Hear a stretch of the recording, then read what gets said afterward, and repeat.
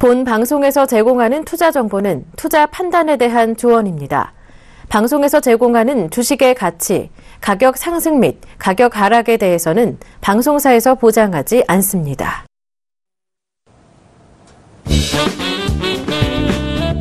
자, 시청자 여러분 안녕하십니까. 마켓서치 김경남입니다. 마켓서치에서는 국내외 가장 굵직굵직한 이슈를 정확하게 분석을 해보고요. 그 분석 속에서 나올 수 있는 수혜주와 김경남의 선택을 통해 단 한 종목을 추천을 해드리고 있는데요. 자, 9월 같은 경우는 굉장히 급등락을 반복을 하고 이벤트가 많았던 한 달이었다라고 생각이 듭니다. 금리 동결을 통해서 결국에는 금리 동결을 통해서 주가가 올라가는 모습 보여줬는데, 자, 오늘 이슈 시간에서는 과연 10월 달은 어떻게 진행이 될 것인가, 어떤 종목이 주도주가 되면서 치고 나갈 것인가 한번 알아보도록 하겠습니다. 자, 마켓서치 시작합니다.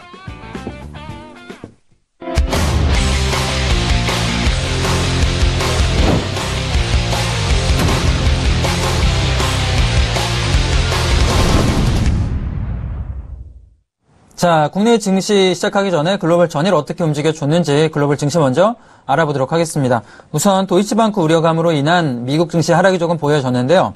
다우 같은 경우 1%, 나스닥, S&P 전부 다 마이너스 0.9% 정도의 하락이 만들어지고 있는 전일 시장 특징이 나와줬습니다. 자, 지금 미 증시 같은 경우는 차익 실현 매물이 나와주면서 조정을 받고 있는 모습이 우선 1차적으로 보여줬고요. 자, 그러면서 바이오 헬스케어주가 밀란 급락 여부로 인해서 조금 내려가는 모습을 전체적으로 보여주는 특징이 나와줬습니다. 우선 리베이트가 지금 밀란 같은 경우는 리베이트가 적었다라고 정부에서 발표를 하면서 추가적으로 납부해야 되는 금액이 생기게 되는 거죠. 그러면서 주가 전체가 밀리는 모습을 좀 보여줬습니다. 자, 그러면서 도이치방크가 미증시에 상장된 도이치방크 같은 경우도 어제 마이너스 6%가량 내려가는 모습 보여줬는데, 자, 결과적으로는 이런 도이치방크의 하락이 금융주 하락으로 이어지는 모습이고요. 도이치방크 같은 경우 하락 이유 살펴보자라면 파생상품 거래를 하는 일부 헤지펀드들이 담보금과 포지션 청산 때문에 이런 문제가 좀 생겨주면서 급락을 해주는 문제가 됐는데, 파생 관련된 문제가 생긴다라면 우리가 예전 2009년 금융위기를 생각해 볼 수 있다라고 생각이 듭니다. 자, 그때 같은 경우도 서브프라임 모기지론이 어떤 거죠? 금융이 연계된 파생상품으로 인해서 문제가 생겼는데, 이 파생상품의 문제 같은 경우는 단 하나 헤지펀드라든가 상품으로 끝나는 게 아니라 도미노식으로 연결이 되어 있다는 점이죠. 하나가 무너지게 되면 크게 전부 다 무너지는 모습 보여지는데, 자, 그런 우려감으로 인해서 현재는 6%까지 하락하는 모습인데, 결과적으로는 도이치방크가 이런 좀 악재가 나와주지만 무너지지는 않는다라고 생각이 들어요. 하지만 복구하는 데까지는 시간이 아마 걸릴 수밖에 없기 때문에 주가가 아마 하락을 조금 받는 기간이 어느 정도는 시간이 걸리지 않을까 그렇게 생각을 해주고 있고, 최근 지금 모습 보자라면 역시나 어제 같은 경우도 안전 선호 심리 사상이 강해지면서 골드 같은 경우도, 금 같은 경우도 조금 올라가는 모습을 보여줬는데, 자, 우선 밀란 얘기를 좀 더 해보도록 하겠습니다. 어제 연방보건당국이 에피펜 제품에 대해서 부적절하게 분리되어 있다라고 발표가 나와주면서 마이너스 4.3%가량 내려가는 모습을 보여주는 특징이 나와줬는데요. 우선 보건 프로그램에 제공해야 되는 리베이트 금액이 조금 적었다라는 게 문제가 되면서 현재는 조금 문제가 되고 있는 모습 보여주고 있습니다. 우선 추가적으로 비용 증가가 나올지 모른다라는 우려감으로 인해서 조정을 받았는데, 그러면서 암젠이 마이너스 2%, 엘러간 같은 경우도 마이너스 한 2.9%, 대형 제약주 같은 경우 전부 다 하락이 나와줬고요. 셀진, 머스크, 화이자 같은 경우 전부 다 마이너스 1.9에서 2% 정도의 하락세가 만들어졌습니다. 급등락 제약이 지금 반복을 하고 있는데, 특히 대형 제약사 같은 경우는 힐러리 후보의 약가이나 압력에 대한 마이너스 심리라던가, 어제 같은 경우도 지금 밀란 같은 경우가 빠지기 시작을 하면서 동반 하락하고 있는 특징이 나와주고 있는 모습입니다. 자, 국내 지금 제약 같은 경우도 역시나 최근에 흐름이 나쁘지 않은 모습인데, 어떤 식으로 연동돼서 진행될지도 좀 지켜봐야 된다 생각이 들고, 자, 금융주 같은 경우는 아까 제가 이야기 드린 도이치방크의 파생상품 관련 문제로 인해서 같이 떨어지고 있는 모습인데요. 우선 미국 금융주 중에 가장 안전하다라고 평가받을 수 있는 웰스파고 같은 경우도 마이너스 한 2%가량 떨어지는 모습, 시티그룹 같은 경우도 마이너스 2%, 골드만삭스가 2.7% 하락을 했고, JP모건도 마이너스 1.5%, 전부 다 조금 내려가는 모습을 보여줬다라는 특징이 나와줬습니다. 금융주 하락폭이 지금 계속 내려가고 있는데, 역시나 도이치방크가 무너진다라고 하거나 혹은 리스크가 부각되면은 같이 연계된 은행들이 많기 때문에 그런 모습들이 부각되면서 유럽은행이라던가 그리고 미국 은행주가 내려가고 있다는 특징을 보여주고 있다 생각이 듭니다. 자, 애플 같은 경우도 어제 마이너스 1.5%, 그러니까 지수가 내려가면서 전부 다 조금 내려가는 모습 보여줬는데요. 바클레이즈가 투자 의견을 하향 조정했다라는 의견 나와주면서, 그러니까 증권사 리포트가 매도 의견이 나와준 거죠. 그러면서 조금 마이너스 1.5%까지 내려가는 모습 보였고요. 자, 그에 반해서 퀄컴이 6.3%가 급등을 했습니다. 자, NXP 반도체가 16%가 증가를 했는데, 자, 퀄컴이 왜 이렇게 급등을 했는가 내용을 좀 살펴보자라면, 자, NXP 반도체 인수 협상 소식에 급등을 해주고 있는 모습을 보여주고 있는 거죠. 자, 제가 어제 IPO 이야기 드렸는데, 최근에 M&A 같은 경우도 굉장히 활발하게 진행이 되고 있습니다. 바이오헬과 몬산토라는 거대 그룹의 M&A가 시작이 되면서 M&A 열풍이 미국에서 불고 있는 모습을 지금 보여주고 있는 거고요. 자, 그러면서 브로드컴이 한 1% 정도가 올라가는 모습인데 마이크론 같은 경우도 같이 올라가주는 모습을 보여주고 있어요. 결과적으로 지금 NXP 같은 경우는 시장 쉐어가 한 2.8% 그러니까 점유율이 한 2% 정도 되는 회사다라고 볼 수가 있는데요. 이 M&A가 성사가 된다라면 3위 업체와 8위 업체가 M&A 성사된다라면 어느 정도는 커질 수 있는 모멘텀이 만들어질 수 있다라고 생각이 됩니다. 자, 지금 삼성전자 같은 경우에 이어서 3위 업체인 퀄컴이기 때문에 어느 정도의 주가 상승이 나올 수 있겠다 생각이 들고, 하이닉스 같은 경우는 점유율이 한 4% 정도가 되죠. 한 5위 정도권에 들어가는데 어떤 식으로 반도체 업종군이 개편이 될지 그 점도 한번 지켜볼 필요가 있다 생각이 듭니다. 우선 이 M&A가 들어온다라면, 그리고 반도체 업종군이 올라간다라면 국내 어제 같은 경우도 지금 최근에 삼성전자, SK하이닉스가 나쁘지 않은 모습인데 추가적으로 상승 모멘텀이 좀 만들어질 수 있다 생각이 들고요.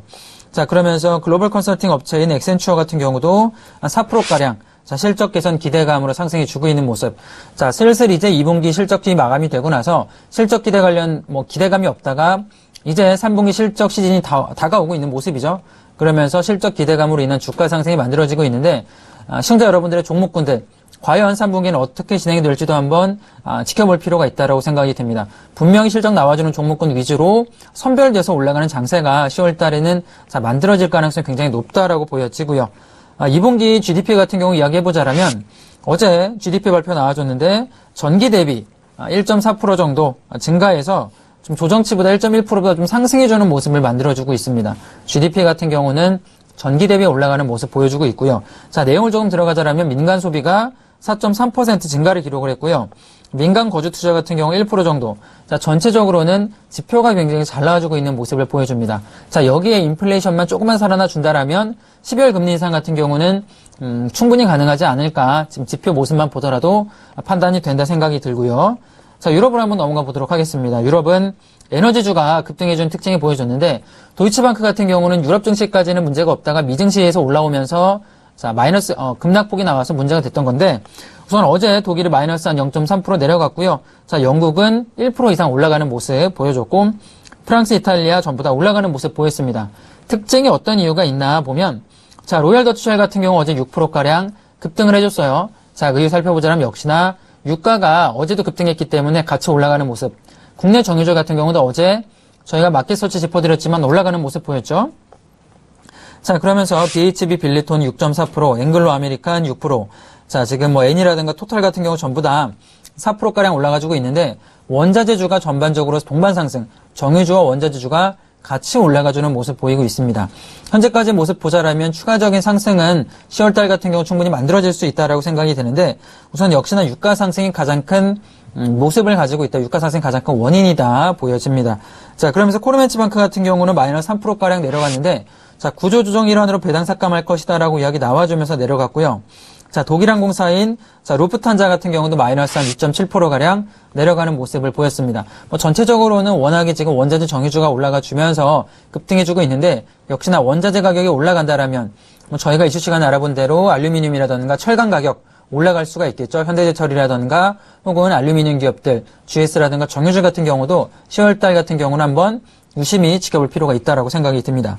자, 마지막 유가 얘기를 조금 더 해드려야 될 것 같아요. 워낙에 최근에 핫하게 움직여주고 있는데 어제 같은 경우도 1.6% 정도가 추가적인 상승을 만들어주고 있는 특징을 보였습니다. 자, 어제 차트 모습 보면은 제가 쇠경 패턴에서 돌파 나왔다라고 말씀드렸는데 추가적인 상승이 만들어지고 있는 모습이고 현재는 오펙 합의 효과가 이어지면서 상승했다라고 보는데 우선 어제 러시아 석유 장관 같은 경우가 오펙 합의 감산하겠다는 합의와 상관없이 현재 생산량을 유지하겠다라는 이야기를 했어요. 자, 오펙 국가와 비오펙 국가 간의 이 회담을 통해서 감산 도출됐는데 자, 거기에 고춧가루를 뿌리고 있는 모습인데 결과적으로는 사실 그 전까지만 보더라도 감산 합의가 도출됐다 하더라도 지키는 국가가 많이 없었습니다. 몰래 해서 팔아가지고 자신들의 그 점유율을 유지를 했는데 이번 같은 경우 어떻게 진행될지 좀 볼 필요가 있겠고 최근에 유가 상승 모습은 배럴당 한 50불까지는 상승 방향으로 열려 있다라고 생각이 드는데 자, 국내 증시 넘어가기 전에 전체적인 차트 흐름 먼저 한번 보도록 하겠습니다. 자, 지금 해외 상품군 보면 우선 다우 흐름을 조금 보자라면 자, 급등락을 좀 반복을 해주고 있는 모습이에요. 저점 대비 내려와서 자, 올라가는 듯 하다가 지금은 자, 박스권 모습에서 변동 자, 모습을 좀 보여주고 있는데 18,000포인트가 붕괴되지 않는 한은 자, 그렇게 우려할 포인트는 아니다라고 생각이 들고요. 나스닥 같은 경우도 지금 고점으로 올라갔다가 최근에 이렇게 조정을 받고 있는 고점 저점에서 박스권 패턴 만들면서 멈춰있는 패턴을 보여주고 있고 자, 유가를 보자라면 어떤가요? 어제 이어서 오늘 자, 이틀 동안 이렇게 올라가는 패턴을 보여주고 있죠. 제가 어제 말씀드린 게 바로 이 쇠경 패턴이 만들어졌기 때문에 이제는 자, 상승으로 올라설 것이다라고 했는데 자, 지금 보면은 이 자리죠. 이 돌파 만들어지면서 올라가는 패턴이고 역시나 50불 정도까지는 상방으로 열려있는 자리다 생각이 듭니다. 자, 50불 이후부터 돌파가 나올지는 좀 지켜봐야 될 것 같고요. 50불 이후에 ETF라던가 신규 자리는 진입 포지션 잡아보는 것도 가능하다 생각이 듭니다. 자, 국내 증시 한번 넘어가 보도록 할게요. 자, 국내 코스피를 한번 보도록 하겠습니다. 자, 코스피 같은 경우 오늘 19포인트가 내려가면서 0.9% 정도의 조정을 받고 있는데 전일 다우가 1%가량 빠져주면서 역시나 국내 증시도 같이 조정을 받고 있다 생각이 듭니다. 자, 파동 만들면서 지금 꾸준하게 멈춰 있는데 우선 2,000포인트가 붕괴되지 않는 한은 조금 더 기다려봐야 될 만한 자리다 생각이 들고요. 자, 분봉으로 조금 보자라면 시초가에 어제 올렸던 자리를 빠지는 모습이 보여주죠. 지금 어제 이렇게 올렸다가 지지부진해서 멈춰 있었는데 오늘 시초가에 갭을 만들면서 자, 내려가는 모습을 보입니다. 자, 가장 중요한 게 2,000포인트 지지어보기 때문에 2,000포인트 붕괴가 만들어질지 지지받을지를 좀 지켜볼 필요가 있다 생각이 들고 자, 수급을 한번 살펴볼게요. 자, 수급을 살펴보자라면 자, 외국인 기관의 양매도가 나와줍니다. 자, 금액 지금 시간이 10시 9분인데 작지 않은 포인트에 900억 정도씩 자, 양매도가 나와주면서 매물을 좀 내보내고 있는 모습. 자, 개인만 1,900억 정도의 매수가 들어와주고 있는 모습이고요. 자, 선물 같은 경우는 850억 정도 외인 기관 매수가 만들어지고 있는데 선물 움직임은 나쁘지 않다라고 봅니다. 자, 코스닥 같은 경우 마찬가지죠. 지금 똑같이 양매도 나와주고 있는 모습 외국인이 마이너스 한 294억 원. 자, 그리고 기관이 마이너스 한 80억 정도가 나와주면서 전반적으로 지수를 매도해주면서 끌어내리는 패턴이 만들어진다라고 생각이 드는데요. 자, 코스닥 차트를 보도록 하겠습니다. 자, 지수가 이렇게 올라갔다가 오랜만에 조금 내려가는 모습을 보여주고 있는데 자, 역시나 지금 자리 같은 경우는 7포인트, 자, 1.14%가 빠지고 있는 모습 생각보다는 좀 강한 하락 포인트 만들어지고 있는 모습이고요. 우선 670한 7% 정도가 지지가 될지 조금 한번 봐야 될 것 같습니다. 677포인트가 이날 만들었던 이 지지선이기 때문에 이 라인이 지지가 되면서 다시 한번 반등이 나올지 오늘 좀 지켜볼 필요가 있겠고 자, 분봉으로 보자라면 시작하자마자 3분봉으로 조금 보면 시작하자마자 오늘 내려가는 모습이 바로 만들어지죠.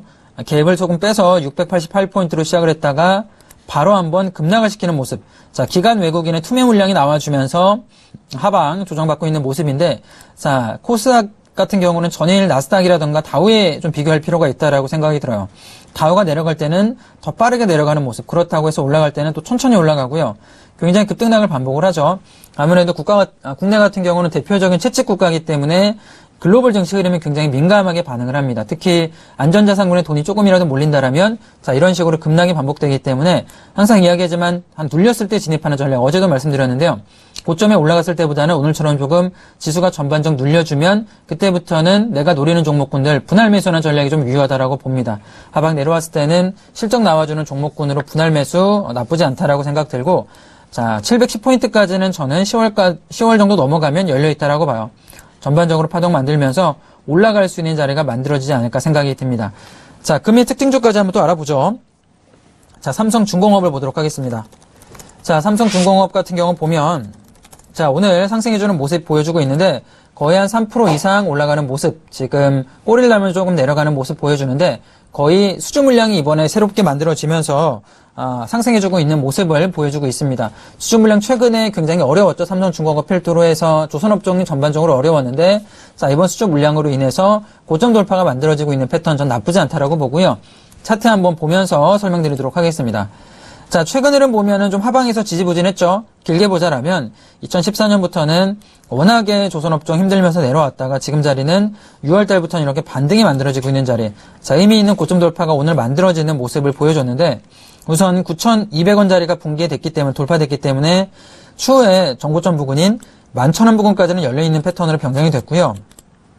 자, 오늘 꼬리 달아주고 있는데 상방으로 10%까지 올라갔다 내려오는 모습입니다. 분봉으로 조금 보죠.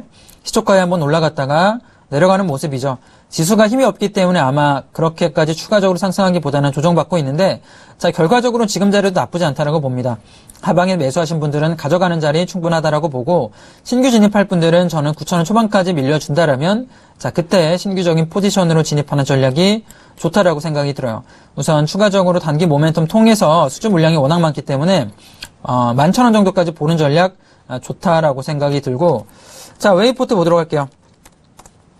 자, 웨이포트를 좀 보도록 하겠습니다. 웨이포트 같은 경우는 어제 제가 이 종목 9월 27일 날 김경남의 선택을 통해 이날 자, 추천해드렸던 종목인데 어제 같은 경우 조금 많이 올라가는 모습을 보였어요. 한 17%가량 올라갔다가 꼬리 달면서 좀 밀려줬는데 어떤 모멘텀으로 올라갔느냐 우리가 찾아본다라면 국경절이 이제 내일부터 시작이 됩니다. 중국에서 한 일주일가량 자, 국경절 시작으로 인해서 아마 중국인들이 굉장히 많이 한국에 들어와 줄 거예요. 면세점이라던가 여행 관련주 종목군들이 분명히 반등 포인트 모멘텀이 들어와 줄 수가 있는데 역시나 단기적으로는 어제처럼 올라갈 수 있는 자리가 자, 만들어질 수 있다라고 생각이 듭니다.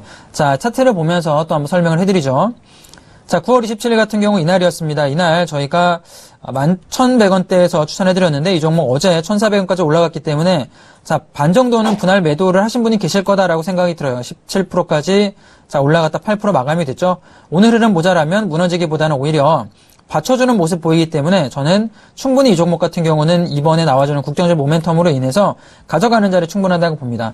자, 보유하신 분들은 1,400원까지 올라오면 절반 정도 매도하시고요. 나머지 물량은 자, 1,700원까지 가져가시는 전략이 단기 모멘텀을 통해서 올라올 수 있는 전략이다라고 보고요.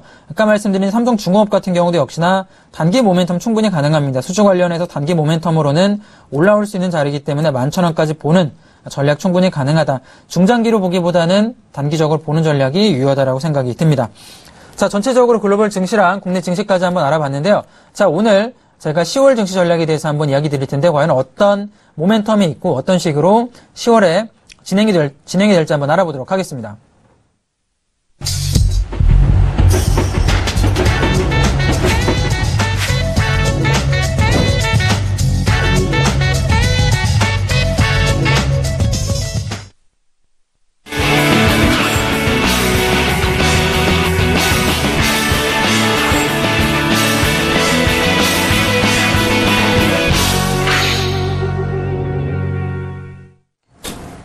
자, 10월 투자 전략 오늘 어떤 투자 전략이 있는지 한번 알아보는 시간을 가질 텐데요.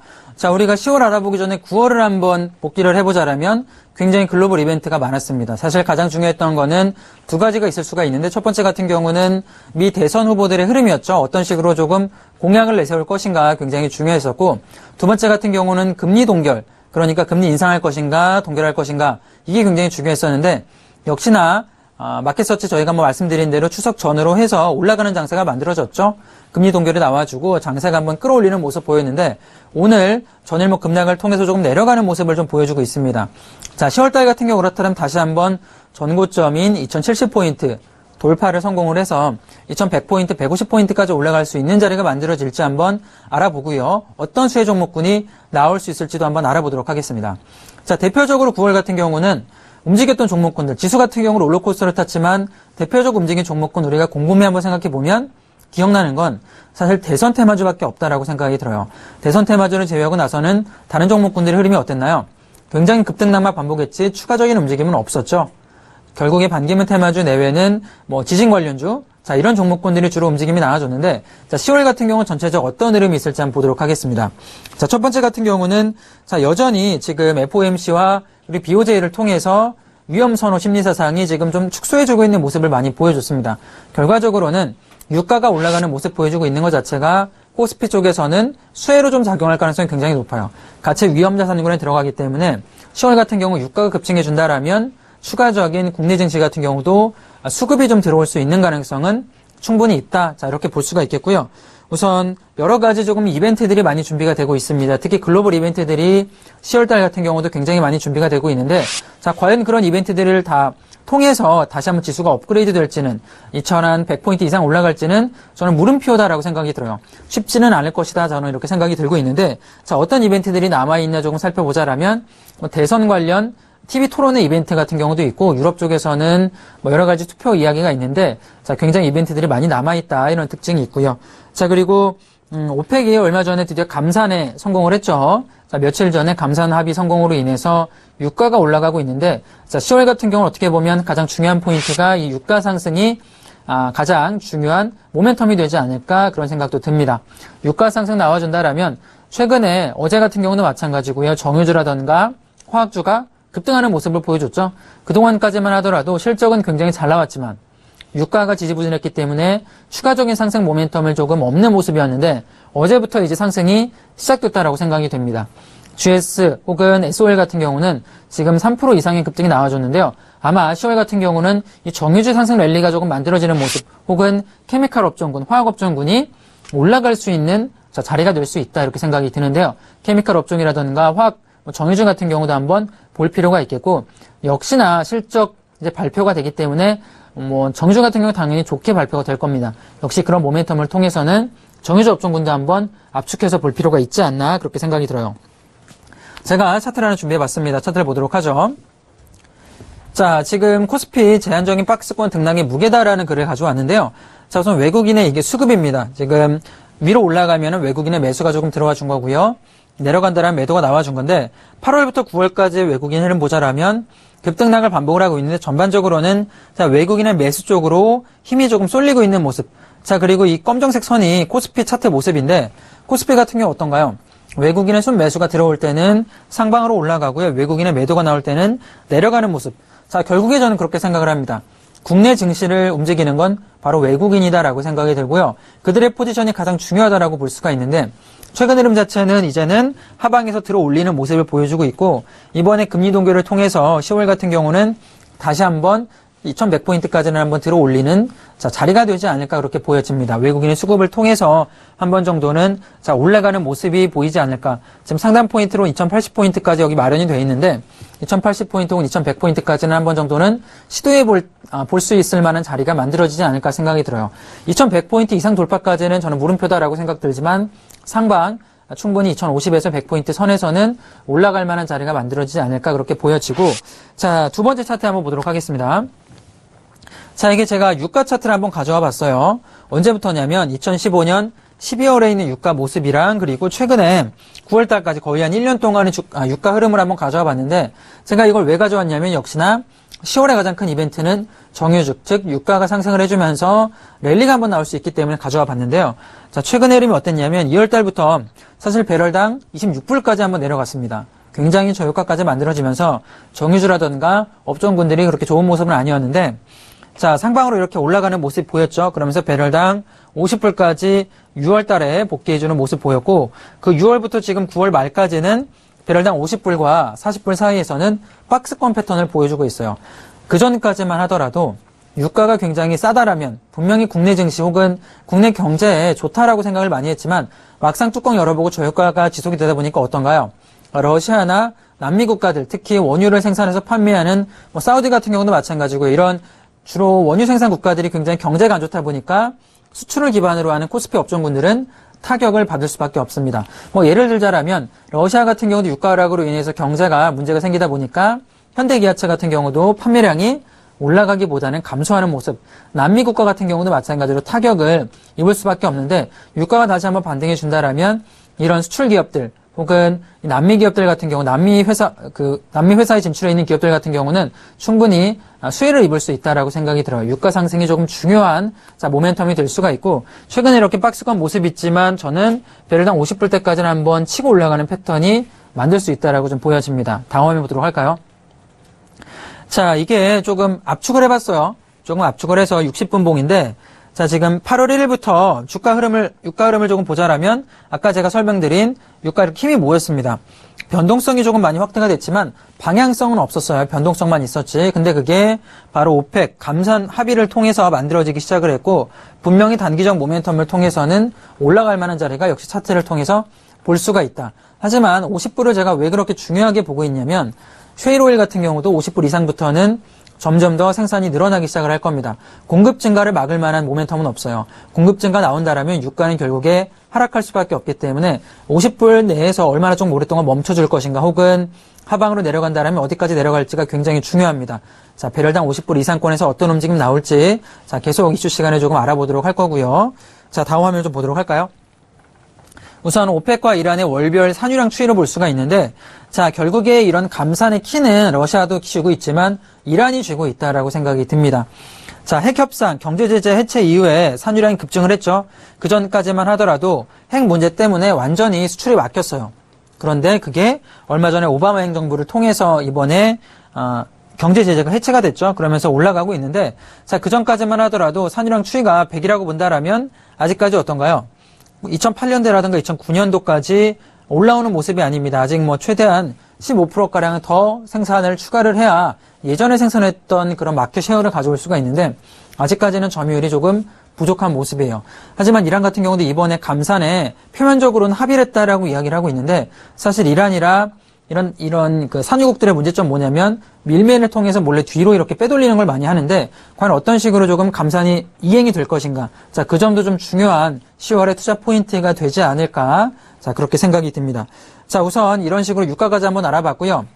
미국과 유로존의 정치적 리스크를 조금 알아볼 필요가 있는데 자, 유럽 같은 경우 먼저 알아보자라면 10월 2번부터 시작을 해서 첫 번째 선거일이 헝가리에서 시작이 됩니다. 자, 이게 어떤 선거냐면 EU 난민 배정 계획에 따른 찬반 투표 결과가 나와주는데 현재 유럽의 가장 큰 문제는 뭐냐면 바로 난민이다라고 볼 수가 있어요. 난민들이 계속 유입이 되면서 정치적으로 사회적으로 굉장히 문제가 많이 되고 있는 모습인데 현재 이런 헝가리의 테러가 또 발생을 하면서 지속적으로 유럽 관련해서는 문제가 많이 고조되고 있는 모습을 보여주고 있죠. 자, 그런데 과연 이런 대규모 난민 유입에 따른 테러 공포와 그리고 브렉시트 가결 등으로 유로존의 이런 혼동 상태가 만들어지고 있는데 10월달 같은 경우는 유로존 내 굉장히 많은 국가들이 투표가 많이 몰려 있습니다. 총선이라던가 대선 같은 경우도 몰려 있고요. 그리고 난민 관련 투표도 많이 몰려 있는데 어떤 식으로 좀 진행이 될지 사실 브렉시트는 저는 시작이다라고 봅니다. 유럽의 난민 문제가 해결되지 않는다라면 결국엔 유로를 나가려는 국가들이 점점 많아질 텐데 그럼 그들을 어떻게 좀 단합을 시킬 것인가.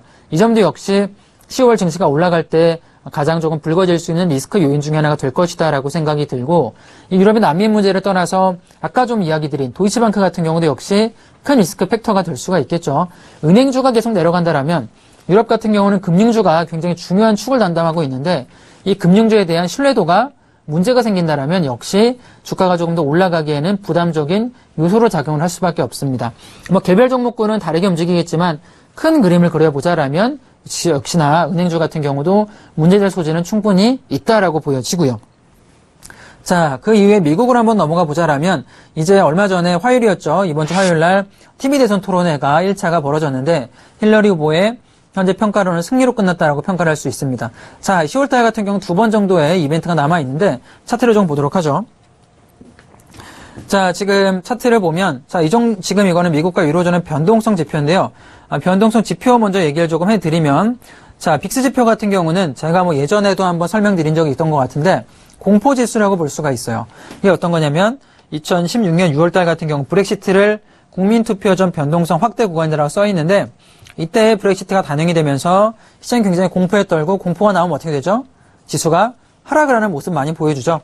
현재 빅스 차트 같은 경우 많이 그때 올라갔다가 지금은 하반권에 머무르고 있었는데 최근에 9월달 같은 경우 한번 올라갔습니다.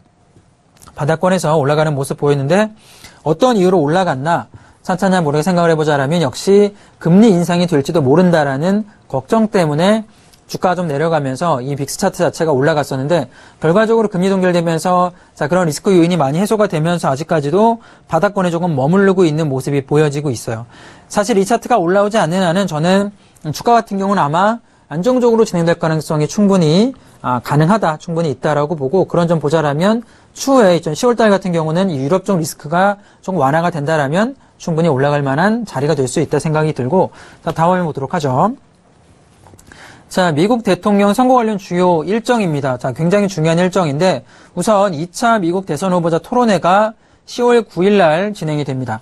자, 1차 같은 경우도 지금 어떤 이슈가 나왔냐면 뭐 정치 관련 이야기도 나왔고요. 어제 제가 이야기 말씀드린 대로 정치 관련, 특히 한국의 방위비 문제 같은 경우도 굉장히 화두로 떠오르고 있는 문제고요. 자, 그러면서 이민자 문제 관련해서 그리고 제약바이오 관련해서도 뭐 약가이나 자, 이런 논쟁들이 지금 굉장히 치열하게 벌어지고 있는데 1차 같은 경우는 자, 트럼프 후보가 조금 밀리는 모습 보였는데요. 과연 2차 후보에서 2차 TV 토론회에서 어떤 식으로 좀 진행될지가 좀 중요하다라고 생각이 들어요. 만약에 트럼프 후보가 반격이 시작이 된다라면 지수 같은 경우는 좀 불확실성으로 인해서 조정받을 가능성이 높다라고 생각이 됩니다. 최근에는 트럼프 리스크다라는 말이 나올 정도로 트럼프 후보가 내건 공약들이 워낙에 좀 위험하기 때문에 자, 지수가 아무래도 불확실성으로 인해서 떨어질 가능성은 존재한다라고 보여지고요. 자, 10월 9일 날 아마 2차 토론회가 시작이 되고 19일 날 3차 미국 대선 후보자 토론회가 시작이 된다라면 거의 어느 정도는 결판이 날 것이다 생각이 들고요. 이후에 미국 조기 투표제가 10월 24일과 11월 5일 날 시작이 되죠. 그리고 11월 8일 날 10월 이렇게 변동성을 거쳐서 11월 8일 날 자, 미국 대통령 선거가 시작이 되는데 아마 이때는 이제 방향이 조금 나오지 않을까 생각이 듭니다. 분명히 미대선에 대한 수혜 업종군들은 어떨까요? 11월에 움직이기보다는 10월달 같은 경우는 미대선 관련 종목군들이 굉장히 급등락을 반복을 하면서 올라갈 가능성이 많다라고 생각됩니다. 자, 어제도 말씀드렸지만 수혜 업종군들 현재는 지금 바닥권에서 충분히 움직임이 나와주고 있는 모습 보여주죠. 어제 말씀드린 대로 태양광 그리고 풍력 같은 경우도 지금 저점 대비 많이 올라가주는 모습 보여주고 있고 특히 트럼프 후보가 공약을 걸고 있는 정유주 같은 경우는 유가 올라가면서 동반 상승을 해주고 있는데 트럼프 후보가 조금 더 이겨가는 모습, 그러니까 지지율이 조금 더 올라가는 모습 보인다라면 정유주 같은 경우 유가 상승에 힘입어서 올라가고 있지만 더 빠르게 탄력을 받아서 올라갈 가능성이 충분히 존재한다라고 봅니다. 자, 그런 식 보자라면 역시나 10월달 정유주 역시 주목을 해볼 필요가 충분히 존재하지 않나 그렇게 생각이 들고요. 자, 지금 보면은 삼성전자 이야기를 조금 할 필요가 있다라고 생각이 듭니다. 우선 자, 지금 3분기 같은 경우는 지금 시즌 그러니까 실적 시즌 발표를 앞두고 있는 모습이죠. 자, 갤럭시 노트 7 리콜 사태가 벌어지면서 뭐 전체적으로는 영업이익이 한 2조 원 정도는 타격을 입을 것이다라고 이야기해주고 있고, 자, 어떤 전문가들은 자, 그렇게 많이 받지는 않을 것이다. 리콜해서 배터리만 교체한 이후에 어느 정도 리퍼폰으로 판매할 것이다라고 이야기하고 있는데, 자, 과연 어떤 식으로 삼성전자의 매출 포인트에 영향이 있을지 뚜껑을 열어보기 전에는 알기 어렵다라고 생각이 들어요. 자, 어떤 식으로 실적 나와줄지 한번 지켜볼 필요가 있겠고, 또한 한진해운 법정 관리에 따른 운송비 증가 가능성도 자, 리스크 요인으로 떠오르고 있습니다. 한진해운 문제 같은 경우는 아마 이제 지금 뭐 선주라던가 물동이 지금 완전히 잡혀있기 때문에 아마 줄 소송이 이어질 것으로 예측이 돼요. 소송을 통해서도 한진해운 관련 리스크는 자, 계속 불거질 수밖에 없겠고 아마 지수를 끌어올리는 데는 리스크 요인으로 해운업종군 같은 경우 리스크 요인으로 작용할 가능성은 역시 높다고 봅니다. 한진해운과 삼성전자 같은 경우는 실적 발표되기 전까지는 지수가 올라가기보다는 삼성전자 고점 돌파기보다는 박스권에서 횡보 가능성 충분히 있다라고 보여지고요. 자, 그리고 최근에 가파르게 진행된 원화 강세 같은 경우도 역시나 국내 기업 같은 경우 대표적으로 수출을 해주는 기업이기 때문에 이 원화 강세 같은 경우도 자, 리스크 요인으로 진행될 가능성이 굉장히 높은데 최근에 원화가 어떤가요? 1,100원이 완전히 돌파가 됐죠. 그래서 1,100원 돌파돼서 하방에 자, 지금 1,080원 내지 1,090원대에 멈춰있는 모습 보이고 있는데 사실 원화 강세 이렇게 진행된다라면 저는 지금 1,080원 이상 내려간다라면 수출기업들 같은 경우는 타격을 피할 수 없다라고 봐요. 이 원화 강세를 통한 수출기업들의 그 리스크를 어떤 식으로 좀 진행을 해야 될지도 한번 조심할 필요가 있다라고 보여집니다.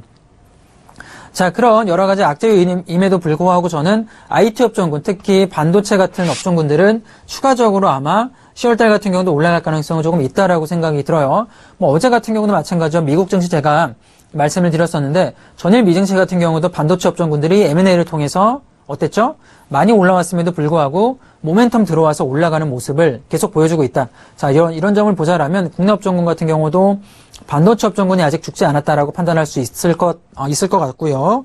최근에 지금 비중 확대를 조금 노려보는 투자분들도 계실 것 같은데 저는 기존 보유자분들은 가져가시는 전략 좋지만 신규 투자하실 분들은 지금 자리는 조금 위험한 자리다 생각이 듭니다. 눌려주는 자리에 공략하지 않는다라면 지금 어느 정도 올라왔기 때문에 조정이 나와도 이상한 자리가 아니기 때문에 신규로 진입하기보다는 기존 보유자분들은 반도체 관련 종목 진입하신 분들은 조금 더 가져가는 전략 유효하다라고 생각이 들고요. 자, 그리고 지금 제가 9월 1일부터 20일까지 평균 수출 데이터를 한번 말씀을 드려볼 텐데 현재 9월 전체 일평균 수출액이 한 20억 달러로 증가율 역시 7월 마이너스 한 4%가 나와줬고요. 8월 같은 경우 마이너스 1.7%. 그러니까 전체적으로 감소하고 있지만 이 감소폭이 줄어들고 있는 모습을 보여주고 있습니다. 자, 이번 달 9월 같은 경우도 한 마이너스 1% 정도로 보여지기 때문에 이 감소폭이 점점 축소되고 있다는 점은 고무적이다라고 볼 수가 있다 생각이 들고 한진해운의 물동량 차질에도 불구하고 자, 미국 설비 가동률이 증가해 준다라면 글로벌 교역량 역시 회복 가능성이 높다라고 생각이 듭니다. 자, 최근에 지금 PMI, 제조업 PMI 지수가 미국도 마찬가지고 중국도 지속적으로 증가하고 있는데 자, 그런 점 보자라면 역시나 이런 물동량 증가는 긍정적인 시그널로 판단할 수 있다라고 봐요. 한국 수출 같은 경우도 점진적으로 상승할 수 있는 자리가 만들어지지 않을까 모습이 보여지는데 차트를 한번 보도록 하겠습니다. 자, 지금 중국 컨테이너 운임지수 및 원달러 환율 추이를 제가 보고 있는데 파란색 실선으로 표시된 이 모습이 중국 컨테이너 운임지수라고 볼 수가 있어요. 자, 운임지수가 최근에 어떻죠? 반등을 해주고 있는 모습을 좀 보여주고 있죠. 자, 운임지수는 저희가 조선해운 시간에 한번 알아봤었는데 최근 운임지수가 올라간다라면 현대상선을 필두로 한 기업들 같은 경우 매출이 다시 한번 올라올 만한 자리가 만들어지고 있고 운임지수가 올라가는 것 자체가 물동량이 증가하기 시작한다고 볼 수가 있는 거죠. 자, 그러면서 원달러 환율 추이 같이 이렇게 움직여주는 패턴을 보여주고 있고 자, 다음 화면 보도록 하겠습니다. 자, 미국 설비 가동률과 한국 수출 증가율 추이를 제가 보고 있는데 자, 미국 설비 가동률이 증가할 때 지금 검정색 선으로 표시되는 게 미국의 설비 가동률이고요. 바 차트로 만들어져 있는 게 바로 한국의 수출 증가율로 볼 수가 있는데요. 어떤가요? 설비 가동률, 미국의 설비 가동률이 증가할 때는 한국의 수출 증가율 또한 지금 2014년부터의 패턴을 보면 같이 움직여주는 게 모습이 보이죠.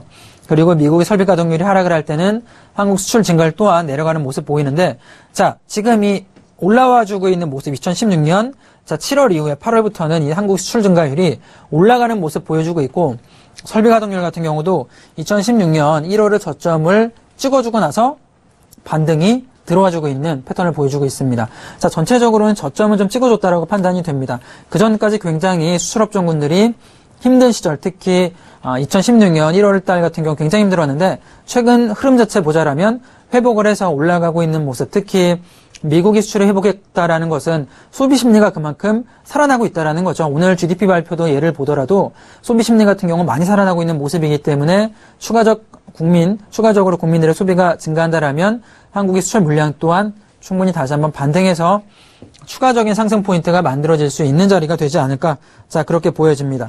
자, 다음 화면도 보도록 하겠습니다. 자, 이게 이제 투자 주체별 저 PBR 스타일 추정도로 볼 수가 있는데요. 자, 저 PBR이 대표적으로 어떤 업종군에 많이 있나 제가 이 차트를 한번 준비한 이유 자체가 이렇게 나눠볼 수가 있을 것 같아요. 자, 자기 자산 대비 수익률이기 때문에 어느 정도로 시가총액 대비 자기 자산이 평가를 받고 있는가, 얼마나 좀 밸류에이션이 저평가를 받고 있냐를 볼 수가 있는데 대표적으로 저 PBR 업종군들은 굴뚝산업군이 많습니다. 그러니까 레드오션이죠. 경쟁이 굉장히 치열해서 시장에서 조금 소외받고 있는 종목군들이 많은데 자, 그 모습 보자라면 최근에 소외받고 있는 종목군들이 어떤가요? 최근에 사모펀드라던가 투신 쪽 물량군들이 나와주고 있는 흐름을 보여주고 있죠. 이게 어떤 거냐면 그동안 소외받던 종목군들이 올라가는 게 아니라 소외받고 있는 게 더 소외받고 있다. 자, 그렇게 볼 수가 있을 것 같고요. 자, 다음 화면 보도록 하겠습니다. 2012년 이후에 기관들의 업종별 누적 순매수 강도로 볼 수가 있는데 자, 2015년 7월을 기점으로 그 전까지만 보면은 특히 건강관리 업종군 그리고 필수 소비재 같은 경우가 굉장히 주가가 많이 올라가는 모습을 보였었죠. 최근에 지금 흐름 보자라면 이 종목군들이 2015년부터는 제약바이오 업종군들 전부 다 내려가는 모습, 필수 소비재 같은 경우도 자, 같이 내려가는 모습을 많이 보였습니다. 자, 그동안 한 1년 동안 거의 제약바이오 필수 소비재가 많이 조정을 보였는데 최근 흐름 자체가 이미 조정을 충분히 받았기 때문에 다시 한번 이 차트를 통해서 보면 반등이 한번 만들어질 수 있지 않을까 생각이 들어요. 10월달 기점으로 해서 제약바이오군 제가 턴어라운드 계속 이야기하고 있는데 역시나 지금 오랫동안 소외받았기 때문에 조정은 충분히 받았다. 다시 한번 반등을 볼 만한 자, 모멘텀이 만들어질 수 있다 이렇게 보여집니다. 자, 다음 화면 또 보도록 하죠. 자, 이런 식으로 지금 나와주고 있는데 우선은 기간 수급 쏠림 현상은 만들어지고 있는 상태고요. 이런 식으로 진행이 된다라면 최근의 흐름 자체가 제약바이오군에서는 다시 한번 턴어라운드가 만들어져서 올라갈 수 있는 모습도 가능하다고 봅니다. 자, 제가 정리를 좀 마지막으로 해보자라면 9월 대선 테마주 같은 열풍은 10월 같은 경우도 다시 한번 불 수 있다라고 봐요. 9월 같은 경우 반기문 테마주가 조금 많이 가져왔다라면 10월 같은 경우는 어떤 식일까요? 소위 그동안 주목받지 못했던 안철수 테마주라던가 문재인 테마주 같은 경우도 한 번쯤은 모멘텀이 들어올 가능성은 존재한다라고 보고, 그리고 미대선 같은 경우도 아까 말씀드렸지만 수혜주를 10월에 가장 집약이 될 겁니다. 제가 말씀드린 신재생 에너지 관련 그리고 제약바이오 관련 업종군들도 한번 모멘텀이 들어올 가능성은 충분히 있다라고 생각이 들고, 관련해서 방산주 같은 경우도 볼 필요가 있겠죠. 지금 트럼프 후보가 한국의 국방비 관련 문제를 자꾸 이야기로 좀 태클을 걸고 있고 주거비 지금 문제도 지금 되고 있기 때문에 방산업종 같은 경우도 한번 볼 필요가 있다라고 생각이 들고요. 특히 지금 바이오시밀러, 삼성 바이오로직스 같은 경우가 IPO 기대감이 있기 때문에 10월 달부터는 어제 IPO 시간에 제가 이야기 드린 대로 넷마블이라던가 혹은 두산 밥캣 같은 경우도 이 IPO를 통해서 새롭게 한번 관련 업종군들의 모멘텀이 들어올 만하다라고 생각이 듭니다. 자, 마지막으로도 정유주죠. 정유주 같은 경우 어제부터 랠리 시작됐기 때문에 10월 같은 경우는 추가적으로 볼 필요가 있다. 자, 제가 올라갈 만한 업종군들에 대해서 한번 크게 이야기 드리고 10월 달 전체적인 전망, 글로벌 리스크 위기 요인부터 시작을 해서 올라갈 만한 업종군까지 이야기 드렸는데, 자, 김경남의 선택을 통해 어떤 종목이 선택이 되었는지 김경남의 선택 알아보도록 하겠습니다.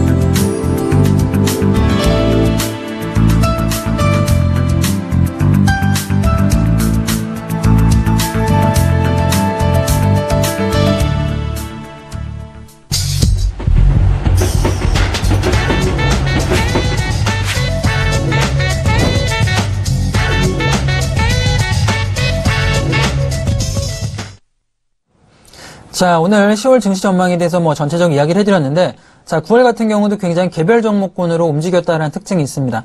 지수가 올라갔는데, 내 종목은 왜 올라가지 않을까, 이렇게 소외를 받는 분들도 굉장히 많을 거다라고 생각이 드는데요.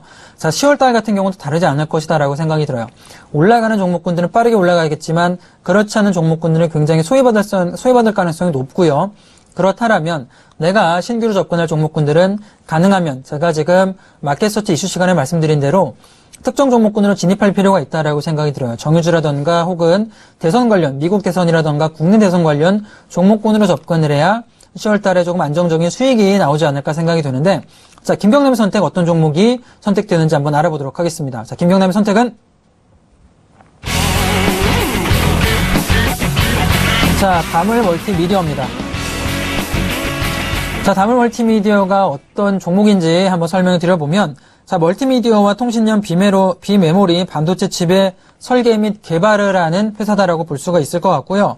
자, 반도체 공급을 통해서 일본 등 해외로 확대하고 있는 모습. 자, 그리고 디지털 이동 방송용 반도체와 배터리 관리 시스템 같은 신사업에 집중을 해주고 있는 종목이다라고 보시면 됩니다. 기술력 같은 경우는 가지고 있는 기업이고 매출 같은 경우도 좀 나와주는 기업인데, 자, 이 기업의 특징 같은 경우 역시나 안철수 테마주로 조금 엮어주면서 움직임이 나와주고 있는 종목의 특징을 보여주고 있는데요. 차트를 보면서 한번 설명을 또 해드리도록 하죠. 자, 지금 자리에 보면은 주가가 최근에 조금 지지부진한 모습을 좀 보이고 있습니다. 자, 2016년부터 보면은 주가가 급등락을 반복을 해요. 위로 올라갔다가 이렇게 굉장히 많이 반복을 해주고 있는 패턴을 만들어주고 있는데, 자, 지금 자리 같은 경우 최근에 한번 올라갔다가 멈춰있는 흐름을 보여주고 있는 자리죠. 자, 8월 29일 날 한번 올라갔다가 지금은 좀 멈춰주고 있는데, 자, 이 종목 같은 경우 기술력도 있지만 역시나 이 종목의 투자 포인트 살펴보자라면 안철수 테마주다라는 특징이 있습니다. 이날 한번 대선 관련해서 이야기 나와주면서 주가가 한번 올라갔었는데, 자, 지금 자리 같은 경우는 저는 시세가 나오기 전에 모습이다라고 생각이 들어요. 눌려주는 자리이기 때문에 지금 눌려주는 포인트에서는 상승 모멘텀을 가지고 한번 진입해보는 전략도 가능하다, 이렇게 평가할 수 있겠고, 모멘텀 들어와 준다라면, 자, 4월달, 5월달처럼 한번 반등해주는 모습도 충분히 가능할 수 있다라고 생각이 듭니다. 자, 우선 이 종목 같은 경우는 매수가를 조금 추천을 해드리자라면, 지금 시장가가 6,280원인데요. 자, 6,280원 추천을 해드리도록 하고, 시장가로. 자, 목표가는 8,000원 잡도록 하겠습니다. 상단 포인트 목표가는 저는 추세가 나와준다라면, 시세가 한번 분출된다라면 워낙에 급등해서 올라가는 종목이기 때문에 8,000원까지 한번 잡아보도록 하고요. 자, 손절가 같은 경우는 자방으로는 5,000원을 설정을 해놓도록 할게요. 자, 여러 가지 종목들이 있습니다. 사실 종목 접근할 때, 특히 테마주 같은 경우는 미대선이든 국내 대선이든 테마주 접근할 때는 두 가지 방법이 있는데, 제가 항상 강조하고 있는 건 고점에 올라갔을 때 이렇게 중간에 진입하기보다는 가능하면 눌려주는 자리에 진입하는 게 훨씬 더 안전하다라는 얘기를 좀 드리는 거고, 이게 왜 안전하냐면 주가 조금 내려가면 손절하고 나와야 되는 포인트 있겠지만, 주가가 이렇게 많이 올라갔을 때, 특히 최근에 많이 움직였던, 뭐 예를 들어서 자, 보성파워텍을 보자라면, 자, 이 종목 역시나 고점에 진입했다라면 이렇게 급락이 나올 때 대응할 수 있는 포인트가 전혀 없습니다. 지금도 반등 없이 그냥 무너지고 있는데, 이런 식으로 고점에 만약에 12,000원이나, 분명히 시청자분께서도 11,000원이나 12,000원에 진입하신 분들 계실 텐데, 이런 식으로 진행되면 저는 리스크는 너무 높다라고 봐요. 고점에 올라가기 전에 이 종목 같은 경우도 미리 저점에 매집을 했다라면, 매수했다라면 안전하게 수익을 가져올 수 있는 자리는 충분히 있지 않았을까 생각이 됩니다. 자, 이번에 다물멀티미디어 같은 경우도 마찬가지고요. 이 종목 굳이 리스크를 껴안으면서 진입하기보다는 안전하게 저점 부근에 내려와 있을 때 진입해서 손절 확실히 잡아놓고요. 목표가 잡아드린 8,000원까지 보는 전략이다라면 그렇게 위험하지 않게 마켓 서치를 통해서 충분히 수익을 가져올 수 있는, 자, 모멘텀이 만들어지지 않을까 생각이 듭니다. 자, 아까 말씀드린 시장가, 매수가 추천해드리고요. 목표가, 손절가 추천해드렸기 때문에 한번 이대로 진행을 하시고, 특히 이 종목 같은 경우는 하방 5,000원은 손절 포인트를 꼭 잡으시는 게 중요해요. 급락이 나온다라면 손절 포인트 잡아놓으시고, 급등 나와준다라면 수익 포인트에서는 안전하게 수익 청산하는 전략 의견 드려보도록 하겠습니다. 자, 전체적으로 제가 오늘 10월 관련돼서 올라갈 만한 종목군이라던가 특징군을 설명을 해드렸는데, 자, 마켓 서치 보신 분들이다라면 전체적인 글로벌 시장의 흐름이라던가, 자, 도움을 좀 받으시지 않을까 생각이 들어요. 그동안에 매매했던 패턴들이 그냥 급등해서 올라가니까 내가 대응하거나 그런 것보다는 차라리 모멘텀이 들어와주는 종목을 미리 선점을 해놓는 거죠. 세력이 매집할 수 있는 구간에 미리 들어가서 기다린다라면 저는 이벤트가 나와줬을 때 다시 한번 모멘텀이 들어왔을 때 충분히 수익을 가져갈 수 있다라고 생각이 듭니다. 많은 분들이 그런 생각을 하실 거예요. 주식이 생각보다는 돈 벌기 쉬운 포인트가 아닌가, 돈 벌기 쉬운 방법이 아닌가 생각하겠지만, 겪어보면 수익 나는 분들은 많이 없습니다. 왜냐하면 싸게 사서 비싸게 파는 게 아니라 비싸게 사서 더 비싸게 팔려고 하기 때문이다라고 생각이 드는데, 자, 마켓 서치를 통해서 매매 습관을 조금 변화해서 꾸준한 수익을 가져오는 습관을 조금 기르셨으면 좋다라고 생각이 들고요. 자, 그리고 자, 웨이포트를 한번 더 보도록 할게요. 자, 웨이포트 같은 경우는 지금 반등이 꾸준하게 들어와주고 있는 모습이 보여주죠. 오늘 같은 경우도 7%가량 올라가면서 꼬리 달아주는 모습 보여주고 있는데, 이 종목 같은 경우는 오늘 같은 경우 시장이 무너짐에도 불구하고 수급이 자, 들어와주고 있습니다. 거래대금 같은 경우 31억인데, 자, 전일 거래대금 같은 경우가 140억 정도가 들어왔고요. 자, 전체적 흐름 보자라면 지금 이제 시작된다라고 봐요. 상방으로 올라간 흐름이 이렇게 올라간다라면 최소한 1,600원까지는 열려있다라고 판단됩니다. 아까 말씀드린 대로 1,400원 근처까지 오면 분할 매도 하신다라면 안전하게 수익 가져가고요. 자, 제가 조금 AS 드리면 이 종목 저희가 27일 진입했으니까 시장가 잡더라도 1,200원 선에 잡았겠죠. 1,180원 잡았다라고 치면은 1,400원에서는 분할 매도 하시고 손절을 어디 잡을까요? 내려오면, 만약 이 종목이 올라가지 않고 내려온다라면, 자, 나머지 물량은 진입 가격에서 손절을 해야겠죠. 손실 보지 않고 나오는 전략 굉장히 중요하고, 자, 이런 식으로 대응을 한다라면 이 종목 만약에 올라오면 수익 가져오고요. 내려가면 진입가 근처 청산하는 전략, 안전하고 꾸준하게 계좌를 불릴 수 있는, 자, 방법이다라고 생각이 됩니다. 자, 웨이포트 지금 한번 알아봤고요. 자, GS 리테일도 한번 보도록 할게요. 자, GS 리테일 같은 경우도 어떤가요? 최근에 저희가 저점 부근에서 매수 추천을 드렸었는데, 이 종목 같은 경우도 역시나, 자, 저점에서 이렇게 지지를 받아주고 나서는 반등이 들어와주고 있는 모습입니다. 이 종목 같은 경우는 최근에 거의 5일 연속 상승을 해주고 있는 모습. 1인 가구 증가로 인해서 추천을 이쯤에서 해드렸는데 지금 자리 같은 경우 역시나 상승 포인트가 꾸준하게 만들어지고 있는 모습 보여주고 있고 항상 급등에 따르면 5일선 맞아주면서 올라갑니다. 꾸준하게 5일선 맞아주면서 최근에 1인 가구 도시락 판매 증가량이라든가 기존 편의점의 매출 증가를 포인트를 보자라면 다시 한번 고점까지 56,000원까지는 열려있는 자리이기 때문에 역시나 GS 리테일 중장기로 가져가는 전략 드려보도록 하겠습니다. 자, 전체적 종목 흐름 에이스까지 한번 알아봤고요. 자, 이번 주 토요일 내일이죠. 제가 성남에서 1시부터 강연회를 진행을 합니다. 제가 10월 투자 전략 말씀드렸는데 좀 디테일한 종목군 관련해서 강연회에서 좀 말씀을 드릴 거고 그리고 이기는 투자 전략에 대해서 제가 강조하고 있는데 그 전략에 대해서도 좀 디테일하고 자세하게 한번 말씀을 드리도록 하겠습니다. 자, 내일 1시부터 시작되니까 많은 참여 부탁드리도록 하겠고요. 자, 오늘 제가 준비한 시간은 여기까지입니다. 자, 다음 주에 더 알찬 내용 갖고 찾아뵙도록 하겠습니다. 시청해주신 여러분 감사합니다.